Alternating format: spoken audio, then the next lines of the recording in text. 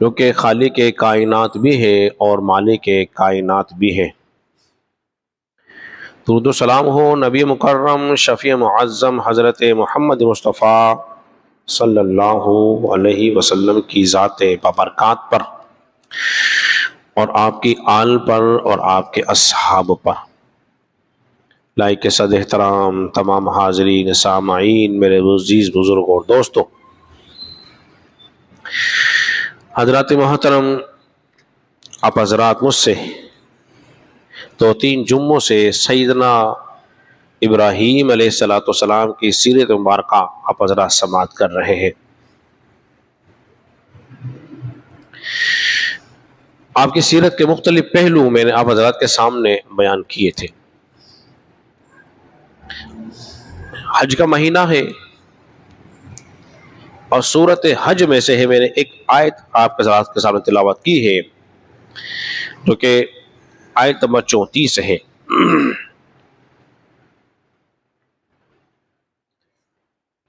اللہ رب العزت نے اس میں شاہ فرمایا وَلِكُلِّ أُمَّةٍ جَعَلْنَا مَنْسَكًا، اور ہر امت کے لیے ہم نے ایک قربانی کو مقرر فرمایا ہے۔ اللہ رب العزت نے کیا شاہ فرمایا کہ ہم نے ہر امت کے لیے ایک قربانی کو مقرر فرمایا ہے۔ معلوم یہ ہو رہا ہے جتنی بھی امتیں اس دنیا میں تشریف لائی ہیں یا ہوئی ہیں، اللہ رب العزت نے ہر امت پہ قربانی کو مقرر فرما دیا ہے۔ اب اس کے طور طریقے مختلف تھے مگر قربانی ضرور تھی۔ جس طرح اللہ رب العزت نے ایک مقام پہ یوں شاہ فرمایا، بات سمجھانے کے لیے کہہ رہا ہوں کہ یا ایھا الذین آمنوا کتب علیکم الصیام کما کتب علی الذین من قبلکم، ایمان والو تم پر روزے فرض کر دیے گئے ہیں جس طرح تم سے پہلوں پہ فرض کیے گئے تھے۔ تو بتانا مقصود یہ تھا کہ لوگوں روزے صرف تم پہ فرض نہیں ہوئے، تم سے پہلی جو امتیں گزری ہیں ان پر بھی روزے فرض تھے۔ اب یہ بتایا جا رہا ہے وَلِكُلِّ أُمَّةٍ جَعَلْنَا مَنْسَكًا، کہ لوگوں ہم نے ہر امت پہ قربانی فرض کی ہے۔ تو کوئی یہ نہ جان لے کہ امت محمدی پہ فرض ہے، نہ جتنی امتیں پہلے تھی اللہ نے ہر امت پہ قربانی کو مقرر فرما رکھا ہے۔ جس طرح روزے پہلے فرض ہوئے پچھلی امتوں پر، اس طرح قربانی بھی پچھلی امتوں پر اللہ نے مقرر فرما رکھی تھی۔ اور مقصد کیا تھا؟ مقصد یہ تھا لِيَذْكُرُوا اسْمَ اللَّهِ عَلَىٰ مَا رَزَقَهُمْ، تاکہ تم اس جانور پر اللہ کا نام لو، تم اس جانور پر اللہ کا نام لو اور اس سے تمہیں رزق ملے، مَا رَزَقَهُمْ مِن بَهِیمَةِ الْأَنْعَامِ، تاکہ تم ان چوپایوں پر اللہ کا نام لو اور اس کی وجہ سے اللہ تمہیں رزق عطا فرمائے۔ قربانی کے جانور سے ہمیں کیا حاصل ہوتا ہے؟ رزق ملتا ہے، انسان بہترین گوشت کھاتا ہے۔ اب دیکھ لیجئے یہ قربانیاں جو تھیں، میں سے کچھ ادوار آپ کے سامنے بیان کر دوں۔ مصر میں بھی قربانی کا رواج تھا، اور جو آتش کدا جو جلایا جاتا ہے آگ کا، یہ آذربائیجان میں ہے، اور ساسی خاندان ایک بڑا مشہور خاندان ہے، وہ بھی اپنے آتش کدا کے لیے کچھ جانور، کچھ مال و متاع۔ پھر مصریوں میں یہ تھا کہ ایک دو شیزہ لڑکی کو سجا کر سنوار کر دلہن بنا کر دریا نیل کے حوالے کر دیا کرتے تھے، یہ بھی ان کی قربانیاں تھی۔ اور ہندوؤں کی جتنی وید ہیں، وید کم از کم 4 وید ہیں۔ کتنی ہیں؟ 4 وید ہیں۔ جس طرح ہماری آسمانی کتابیں 4 ہیں، ان کے 4 وید ہیں، مگر انہوں نے کبھی یہ نہیں کہا ہمارے جو وید ہیں یہ آسمانی ہیں، کہہ نہیں سکے۔ ان کا اقرار ہے کہ ہمارے جو معبود جن کو مانتے ہیں ان کی بنائی ہوئی ہے، لیکن ہم کہہ سکتے ہیں آسمانی جتنی کتابیں انسانوں کی بنائی نہیں ہے بلکہ رب کی بنائی ہوئی ہے۔ یہ واضح فرق ہے۔ تو وہ بھی قربانی کیا کرتے ہیں، اور غیر مسلم بھی قربانی کرتے تھے۔ ان کا بھی طور طریقہ تھا. حتیٰ کہ کیا ہوا جب حضرت ابراہیم علیہ السلام نمرود کے بنے ہوئے آتش کدہ سے آپ تشریف لے گئے باہر, اس نے کہا کہ ابراہیم کا رب تو بڑا قدرت والا ہے, کیونکہ اس نے منظر دیکھ لیا. اس کے ذہن میں یہ تھا کہ ابراہیم اس میں جل جائیں گے, ختم ہو جائیں گے, لیکن اللہ تبارک و تعالیٰ نے حضرت ابراہیم علیہ السلام کو بچا لیا, آگ کو گلزار کر دیا. اس نے کہا ابراہیم کا رب تو بڑی قدرت والا ہے, تو کیوں نہ میں بھی قربانیاں جانور ذبح کروں تاکہ اس کا قرب حاصل ہو جائے. اس نے بھی بے شمار قربانیاں کی, گائے بھی ذبح کی, اونٹ بھی اور دیگر جانور سے ذبح کی, اور سمجھ رہا تھا کہ مجھے رب کا قرب حاصل ہوگا. اور وہاں حضرت ابراہیم علیہ السلام نے بھی فرما دیا, آپ نے فرمایا نمرود تیری یہ قربانیاں کرنا بیکار ہے, اس لیے کہ جب تک تو رب پر ایمان نہیں لائے گا تو اس کا قرب حاصل نہیں کر سکتا, تو اس کا قرب بولیے حاصل نہیں کر سکتا. جس طرح مشرکین کی عادت تھی. اب میں تمہیں زمانے قدیم میں لے چلوں. مشرکین کی عادت کیا تھی؟ وہ اپنے جانوروں کو ذبح کرتے تھے اور سمجھتے تھے اس سے ہمیں قرب حاصل ہو جائے گا, بتوں کے نام پر ذبح کرتے اور سمجھتے کہ ہم ان کے قریب ہو جائیں گے, رب کے قریب کر دیں گے. قرآن مجید فرقان امین نے ان کی ایک عادت کو اور بیان فرمایا ہے, جانتے ہو کیا ہے؟ فرمایا لَن يَنَالَ اللَّهَ لُحُومُهَا, اور اللہ کو ہرگز کا گوشت نہیں پہنچتا, وَلَا دِمَاؤُهَا, اور اللہ تبارک و تعالیٰ کو خون میں نہیں پہنچتا. جو جانوروں کو ذبح کر رہے ہو تو اللہ فرما رہا ہے تم جانور جو ذبح کر رہے ہو دیکھو نہ تو اس کا خون مجھے میری بارگاہ پہنچے گا اور نہ گوشت پہنچے گا, اس لیے کہ اللہ تبارک و تعالیٰ کی ذات کھانے پینے سے کیا ہے بولیے پاک ہے. وہ کھاتا نہیں ہے, وہ کھلاتا ہے, وہ لیتا نہیں ہے, وہ ہمیں دیتا ہے. تو اللہ تیری بارگاہ میں کیا پہنچے گا اس کا پتہ رب کائنات نے خود ارشاد فرمایا. اللہ نے فرمایا وَلَٰكِن يَنَالُ اللَّهُ التَّقْوَىٰ وَلَٰكِن يَنَالُهُ التَّقْوَىٰ مِنكُمْ, بلکہ اللہ کی بارگاہ میں جو پہنچتا ہے تمہاری تقویٰ اور پرہیزگاری ہے. اللہ کی بارگاہ میں پہنچنے والی چیز کیا ہے بولیے؟ تقویٰ اور پرہیزگاری ہے, اس کے علاوہ کچھ اور نہیں پہنچتا. یہ کافروں کی میں نے عادت بتا دی.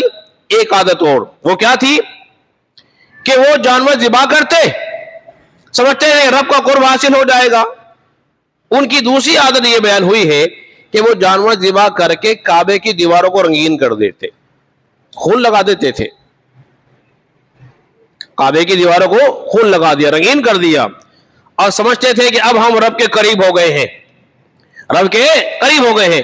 اللہ نے فرمایا اس طرح تم رب کے قریب نہیں ہو سکتے, اس لیے کہ رب کی بارگاہ میں نہ تو خون پہنچتا ہے اور نہ گوشت پہنچتا ہے. رب کی بارگاہ میں پہنچتا ہے تمہارا تقویٰ, تمہاری پرہیزگاری, تمہاری دل کی کیفیت. اس لیے کہ جب تم مال خرچ کرتے ہو نہ اللہ تمہاری صورتوں کو دیکھتا ہے نہ تمہاری مالوں کو دیکھتا ہے, وَلَٰكِن يَنظُرُ إِلَىٰ قُلُوبِكُمْ, اللہ تو تمہارے دلوں کو دیکھتا ہے, اللہ تمہارے دلوں کو دیکھتا ہے. جس کیفیت کے ساتھ تم اس کو جانوروں کو ذبح کر رہے ہو یا جس کیفیت کے ساتھ تم مال اللہ کی راہ میں خرچ کر رہے ہو. حضرات محترم اب اور توجہ کیجئے, یہ تو میں نے آپ کو مختلف قربانی آپ کے سامنے بیان کی کہ اب اس قربانی کی تاریخ جو ہے یہ سب سے پرانی ہے. یہ کیا ہے؟ سب سے پرانی ہے.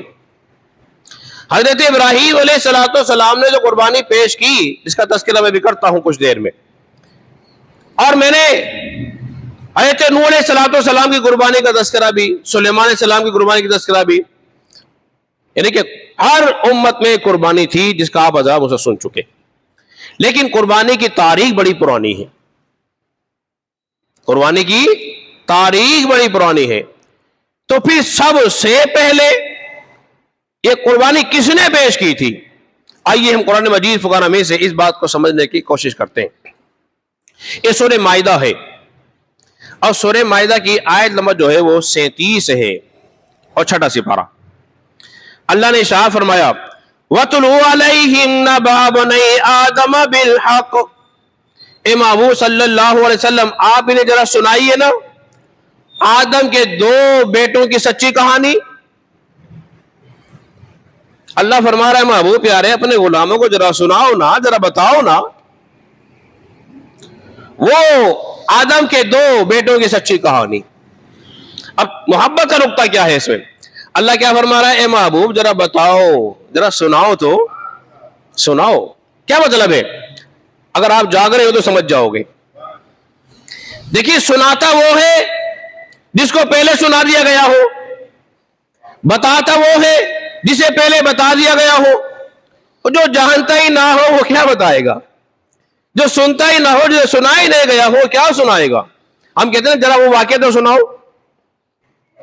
قاری صاحب نعت پڑھتے ہیں کہتے ہیں ایسا بھائی نعت تو سناؤ. اب ہم نے وہ نعت سنی ہوگی تو جب فرمائش کر رہے ہیں نا. تو اللہ فرما رہا ہے محبت کی بات یہ ہے اے محبوب پیارے جو کتاب میں ہم نے تمہیں قصہ آدم سنایا ہے نا اپنے غلاموں کو بھی سنا دو. ارے زور سے کہہ دیجئے نا وہ واقعہ سنا دو. وہ کتاب جو ہم نے پڑھائی ہے اس کتاب کو ذرا پڑھ کے سنو. وہ قصہ کیا تھا کہ حضرت حوا سے جب آپ تشریف لائے ابراہیم اور حضرت آدم علیہ السلام اور حضرت حوا زمین پر تشریف لائے اور اس دنیا کو آباد کرنا تھا,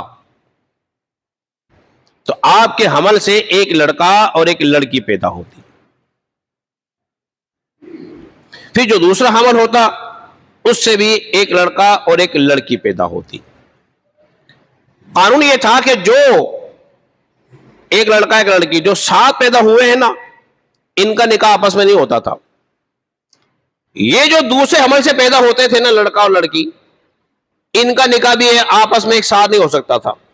یہ جو لڑکا پیدا ہوا اس کا نکاح اس لڑکی کے ساتھ, اس لڑکے کا نکاح اس لڑکی کے ساتھ ہوتا تھا. یوں کراس کرتے تھے. تو پھر کیا ہوا کہ حابیل کا نکاح ہونا تھا لیویزا کے ساتھ اور قابیل کا نکاح ہونا تھا لیویزا کے ساتھ اور حابیل کا ہونا تھا اقلمیہ کے ساتھ. ان کے ساتھ بہن پیدا ہوئی تھی. قابیل کہنے لگا میں نکاح اس سے نہیں کروں گا, اس سے نکاح کروں گا جو میرے ساتھ پیدا ہوئی ہے. اور اس پر وہ بزید ہو گیا, اڑ گیا. حضرت آدم علیہ السلام نے سمجھایا بیٹا دیکھو یہ جائز نہیں ہے. اللہ نے قانون مقرر نہیں کیا کہ تمہارا نکاح جس کے ساتھ پیدا ہوئی ہے تمہاری بہن اس کے ساتھ نہیں ہو سکتا, دوسری بہن کے ساتھ ہوگا. انہوں نے کہا جی میں نہیں مانتا. سب سے پہلے اللہ کے نبی کی مخالفت کرنے والا قابیل تھا اور سب سے پہلے باپ کی نافرمانی کرنے والا بھی قابیل ہی تھا. اور جو حابیل تھا اس نے کہا ابا جان جیسا آپ کو فرماتے ویسا ہی ہوگا. میں تو رب کی رضا پر راضی ہوں اور رب کے فیصلے کو بھی مانتا ہوں اور آپ کے فیصلے کو بھی مانتا ہوں. میں رب کی رضا پہ راضی, جو میرے رب نے میرے لیے لکھا ہے میں اس پہ راضی ہوں. لیکن قابیل جو تھا وہ راضی نہ تھا. فیصلہ یہ پایا اچھا ٹھیک ہے جب حضرت آدم علیہ السلام نے کہا ٹھیک ہے تم نہیں مانتے تو ایسا کر لو قربانی پیش کر لو, قربانی پیش کر لو. جس کی قربانی قبول ہو جائے گی وہ حق پر ہوگا. اس نے کہا چلو ٹھیک ہے. حابیل نے دل میں ارادہ کیا. حابیل نے کہا میں بتا چکا حابیل کا ارادہ یہ تھا کہ اللہ میں تیری رضا پہ راضی. اور قابیل کا ارادہ کیا تھا؟ اب چونکہ فیصلہ آ گیا قربانی پر, اس نے دل میں ارادہ کر رکھا تھا اب فیصلہ جو بھی چاہے ہو میں نے اس کو ماننا ہی نہیں ہے, میں نے ماننا ہی نہیں ہے. ہوتے نا بہت سے کر لیتے جو بھی چاہے فیصلہ میں مانوں گا ہی نہیں. اب یہ نہ ماننے والا جو مسئلہ ہے نا یہ خرابی کی طرف لے جاتا ہے. اس نے دل میں ارادہ کر لیا اب چھوڑا قربانی قبول ہو یا نہیں ہو میں نے شادی اسی سے کرنی ہے. پھر انہوں نے کیا کیا, انہوں نے چونکہ وہ کرتا تھا کھیتی باڑی، وہ اپنا اناج وغیرہ جو زمین کی پیداوار تھی اس میں سے کچھ لے کر آیا. اور حابل جو تھا وہ بکریاں چلاتا تھا، بہترین دمبا وہ اپنے قربانی کے لیے پیش کیا. اور عالم یہ تھا اس وقت میں کہ زمین سے آگ آئے گی آسمان سے، جس کی قربانی کو لے جائے جلا دے، وہ سمجھ لو کہ اس کی قربانی قبول ہو گئی. تو اللہ فرما رہا ہے وَاتْلُوا عَلَيْهِمْ نَبَأَ بَنِي آدَمَ بِالْحَقِّ، امام صلی اللہ علیہ وسلم آدم کے 2 بیٹوں کی سچی کہانی تو سنائیے. اب جو میں سنا رہا ہوں اللہ نے اپنے حبیب علیہ السلام کو سنائی، پھر صحابہ نے قرآن میں لکھی، اور ہم قرآن میں لکھی ہوئی کہانی آپ کے سامنے بیان کر رہے ہیں. اللہ نے فرمایا قربات قربانا فتقبل من احدهما، اور جب دونوں نے قربانی پیش کی تو ان میں سے ایک کی قربانی قبول ہو گئی، ایک کی. وَلَمْ يُتَقَبَّلْ مِنَ الْآخِرِ، اور دوسرے کی قربانی قبول نہیں ہوئی. جب قربانی قبول نہیں ہوئی، ایک تو پہلے ہی وہ ناراض تھا اور اللہ نے فیصلہ کر دیا کہ حابل ہی حق پر ہے، تو اب اس کو اور مزید ظلم طاری ہو گیا. کہ لگا قال لَأَقْتُلَنَّكَ، میں تجھے قتل کروں گا، میں تجھے قتل کروں گا. قربان جائیے بھائی نے کیا پیارا جواب دیا. اب یہ آپ ہزار نے سمجھنا ہے، یہ آپ ہزار نے اس بات کو سمجھنا ہے. انہیں کیا کہا قال انما يتقبل الله من المتقین، اے میرے بھائی جو تو مجھے کہہ رہا ہے کہ تو مجھے قتل کرے گا تو پھر سن لے. قال انما يتقبل الله من المتقین، بے شک اللہ تبارک و تعالی جو ہے متقین کی قربانیوں کو قبول فرماتا ہے. ارے زور سے کہہ دیجئے نا. کیا جواب دیا کہ اللہ تبارک و تعالی قربانی قبول فرماتا ہے متقین کی، ڈرنے والوں کی، جن لوگوں نے اخلاص کے ساتھ جو کام کیا تھا ان کی. معلوم یہ ہوا جو کام اللہ کی رضا کے لیے کیا جائے اللہ اس کام کو قبول فرما لیتا ہے، اور جس کام میں دکھاوا آ جائے وہ کام بیکار ہو جاتا ہے. تو اب ہمیں جو جن کو اللہ نے توفیق دی ہے قربانی کرنے کی، تو اس میں دکھاوا نہ آ جائے، نمود و نمائش نہ آ جائے. کوئی کہے دیکھو میرا جانور دیکھو کتنا خوبصورت ہے، کیسا جانور لایا ہوں، کوئی واہ واہ کے لیے نہ کرے تو اللہ کی رضا کے لیے کرے. کیوں؟ اس لیے کہ خود اللہ نے فرما دیا کہ اللہ قربانی اس کو قبول فرماتا ہے جو بولیے متقین ہو، ڈرنے والا ہو، اخلاق کے ساتھ ہو. اور بعض لوگ وہ کیا ہے، بعض لوگ اولیاء اللہ ایسے ہیں، نیک صالحین بندے ایسے ہیں، جب کوئی نیکی بھی کر لیتے ہیں، نیکی کرنے کے باوجود ان کے دل ڈرتے رہتے ہیں. وَجِلَتْ قُلُوبُهُمْ، ان کے دل جو ہیں وہ کانپتے رہتے ہیں، خوف خدا سے ڈرتے رہتے ہیں کہ یہ کام دکھاوے میں نہ جائے، کہیں رد نہ ہو جائے، ان کے دل میں خوف لگا رہتا ہے. تو یہ قربانی کی میں نے آپ کو تاریخ بتا دی کہ سب سے پہلے قربانی آدم علیہ السلام کے بیٹوں نے پیش کی، اور پھر یہ ہوتے ہوتے امت مسلمہ کے اندر آئی. اور نبی کریم صلی اللہ علیہ وسلم نے شاہ فرمایا، صحابہ نے پوچھا کہ یا رسول اللہ صلی اللہ علیہ وسلم یہ قربانیاں کیا ہیں، کیا ہے قربانیاں؟ تو نبی پاک صلی اللہ علیہ وسلم نے فرمایا سنتی ابیکم، یہ حضرت ابراہیم علیہ السلام کی سنت ہے. کس کی سنت کہا دیا بولے اس کی؟ حضرت ابراہیم علیہ السلام کی. اللہ نے کیا فرمایا؟ ہم نے ہر امت کے لیے قربانی کو مقرر فرمایا ہے، لیکن سنت حضرت ابراہیم علیہ السلام کے طریقے بتایا. آپ کی ساری زندگی امتحانات میں گزری، عمر کافی ہو گئی نا، پھر آپ نے دعا کی. اب دیکھو سنت کیسے ہو گئی. آپ نے دعا کی ربی ہب لی من الصالحین، اے اللہ مجھے نیک و صالح بیٹا عطا فرما. جب دعا مانگ رہے ہیں تو اللہ نے بھی فرما دیا فبشرناہ بغلام حلیم، ابراہیم تجھے مبارک ہو، ہم نے تجھے حلیم والے بیٹے کی خوشخبری دی ہے، بردبار بیٹے کی خوشخبری دی. اب دیکھو بردبار دیکھو کیسا تھے. حضرت ابراہیم علیہ السلام تو اپنے جب لختے کے چھوڑ کے چلے گئے نا، بابل سے چلے مصر، پھر مصر سے کہاں آئے؟ مکہ، حرم کعبہ کے پاس. اور وہ حرم کعبہ جب آباد ہونا شروع ہو گیا، قبیلہ جرہم کے لوگ آئے، تو حضرت اسماعیل علیہ السلام نے وہاں سے عبرانی زبان بھی سیکھی اور یسرانی زبان بھی سیکھی، ان کے ساتھ رہنے لگے. پھر اللہ تبارک و تعالیٰ نے ابراہیم علیہ السلام کی طرف وحی کی، اپنی پسندیدہ شے قربان کرو، اپنی پسندیدہ چیز قربان کرو. پہلے آپ نے گائے ذبح کر دی، اونٹ ذبح کیے، بکریاں ذبح کر دی، لیکن بار بار خیال آ رہا ہے تو اللہ تبارک و تعالیٰ نے ارشاد فرمایا فَلَمَّا بَلَغَ مَعَهُ السَّعْيَ، اور پھر جب ہم نے ان کے ساتھ اس قابل ہو گئے چلنے پھرنے کام کاج کے، تو آپ نے کیا فرمایا؟ قَالَ يَا بُنَيَّ إِنِّي أَرَىٰ فِي الْمَنَامِ أَنِّي أَذْبَحُكَ فَانظُرْ مَاذَا تَرَىٰ. آپ فرمائے لگے بیٹا میں نے خواب دیکھا ہے، اور خواب میں کیا دیکھتا ہوں کہ میں تجھے ذبح کر رہا ہوں، میں تجھے ذبح کر رہا ہوں. تو اب بتا تیری کیا رائے ہے؟ بیٹے سے پوچھا جا رہا ہے، بیٹا میں نے خواب دیکھا ہے، خواب میں میں تجھے ذبح کرتا ہوں، اب بتا تیری رائے کیا ہے؟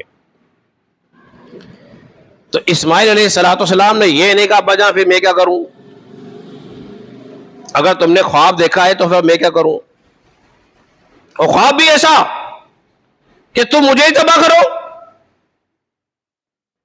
اگر آج کل کی اولاد ہوتی تو نہ جانے کیسے کیسی باتیں اپنے والدین سے کر دیتی. لیکن اسماعیل علیہ السلام نے کوئی بات نہ کی، کوئی بات بولیے ایسی کوئی بات نہ کی. بڑا کمال کا جواب آپ نے شاہ فرمایا. کیا فرمایا؟ قال یا ابت افعل ما تؤمر، ابا جان آپ وہی کیجئے جو آپ کے رب نے آپ کو حکم شاہ فرمایا ہے. کیا فرمایا؟ اب وہ کیجئے. اسماعیل علیہ السلام جانتے تھے کہ نبی کا جو خواب ہوتا ہے وہ سچا خواب ہوتا ہے اور رب کا حکم ہوتا ہے، رب کا حکم ہوتا ہے. اس لیے تو یہ فرمایا ابا جانا وہی کیجئے جو آپ کے رب نے آپ کو حکم شاہ فرمایا ہے. اور پھر میں کیا کروں گا؟ فرمایا انشاء اللہ من الصابرین، بے شک مجھے آپ صابروں میں سے پائیں گے، اور مجھے شور شرابہ کرنے والا نہیں پاؤ گے، مجھے صبر کرنے والا پاؤ گے. تو کسی شاعر نے بڑی پیاری بات کہی، وہ کہتا ہے مکتب کی کرامت فیضان نظر تھی، یا کہ مکتب کی کرامت تھی، کس نے سکھائے اسماعیل کو آداب فرزندی. کسی مدرسے میں نہیں پڑھے، وہ کسی استاد نے نہیں سکھایا ہے، یہ تو رب کی عطا تھی اور حضرت ابراہیم علیہ السلام کی نگاہ تھی. اب ایک جملہ میں یہاں اور کہنا چاہتا ہوں، اگر والدین نیک ہو، عبادت گزار ہو، تقوی والے ہو، پرہیزگار ہو، تو پھر ان عبادت کی جھلک جو ہے اولاد میں نظر آتی ہے، عبادت میں بلیے نظر آتی ہے. اور اگر اولاد نافرمان ہو جائے تو یہ نہیں ہو سکتا کہ یا تو دو باتیں ہو سکتی ہیں، یا تو اولاد کی تربیت میں کوئی کمی واقع رہ گئی، ٹھیک ہے جی، یا پھر اللہ نے اس کے مقدر میں ایسے ہی لکھا تھا. دو باتیں ہیں. دیکھیں نا حضرت نوح علیہ السلام کا بیٹا کافر ہو گیا تھا، تو ان کے کافر ہونے سے ان کے والد پہ الزام نہیں آئے گا. کسی اولاد کے برے کام کرنے سے اس کے والد کو بولیے قصوروار نہیں ٹھہرایا جائے گا. یہ بات میں رکھیے گا. اس لیے کہ ہر آدمی جو ہے اپنا ہی مکلف ہے. تو حضرات محترم پھر کیا ہوا؟ بس آخری 2-3 منٹ. پھر آپ نے کہا اپنی بیوی سے اسماعیل کو ذرا تیار تو کرو، دوست کیا جانا ہے. تو حضرت حاجرہ نے نہلا دھلا کے تیار کر کے، بالوں میں کنگھی انگی کر کے، تیل لگا کر تیار کر کے بھیج دیا. جا رہے ہیں، ساتھ میں رسی بھی لے لی، چھری بھی لے لی. پوچھ رہے ہیں، باپ جسے بچہ سے پوچھتا ہے، باپ سے سوال کر لیتے ہیں، ابا جان چھری کیسے لیے، یہ رسی کیسے لیے؟ بیٹا ضرورت کے وقت کام آ سکتی ہے، ضرورت کے وقت کام آ سکتی ہے. اب چلے ہیں لے کے. شیطان آ گیا اور آنے کے بعد کہا، حاجرہ تجھے پتا ہے ابراہیم اسماعیل کو کہاں لے کے جا رہے ہیں؟ نے پوچھا بتاؤ کہاں لے کے جا رہے ہیں؟ اس نے کہا کہ ابراہیم نے خواب دیکھا ہے، اس خواب کی تکمیل کے لیے اپنے بیٹے کو ذبح کرنے جا رہے ہیں. آپ نے فرمایا اچھا، اور وہ کہتے ہیں کہ خواب اللہ کی طرف سے ہے. تو حضرت حاجرہ نے کہا اگر اللہ کی طرف سے خواب ہے پھر تجھے کیا تکلیف ہے، تجھے کیا مسئلہ ہے بھائی؟ اور نبی ہے 2، حضرت ابراہیم علیہ السلام بھی نبی ہیں اور حضرت اسماعیل علیہ السلام بھی ولی کیا ہیں، نبی ہیں. 2 نبی جا رہے ہیں. پوچھیں ابا جان ہمارا دوست کھانا وانا بھی کھلائے گا؟ بات چیت ہو رہی سے بچہ بات کرتا ہے. آپ نے فرمایا بیٹا ہمارا جو دوست ہے نا، دوست جو ہے وہ کھاتا نہیں ہے بلکہ لوگوں کو کھلاتا ہے. چلے جی، شیطان وہاں ناکام ہوا تو اس کے پاس آ گیا، ابراہیم علیہ السلام کے پاس. کہنے لگا ابراہیم وہ جو سالوں سے تو نے دعائیں مانگی، جتنی مدتوں کے بعد ایک تجھے بیٹا ملا، کیا تو محاذ خواب کی خاطر اسے قتل کر دے گا، ذبح کر ڈالے گا؟ خواب جھوٹے بھی تو ہو سکتے ہیں. یہ کیا کر رہا ہے؟ وسوسہ ڈال رہا ہے. حضرت ابراہیم نے یوں چند کنکریاں لی اور لے کے دے ماری. اور سمجھے نہیں سمجھے؟ نہیں سمجھے، نہیں سمجھ آئی آپ کے.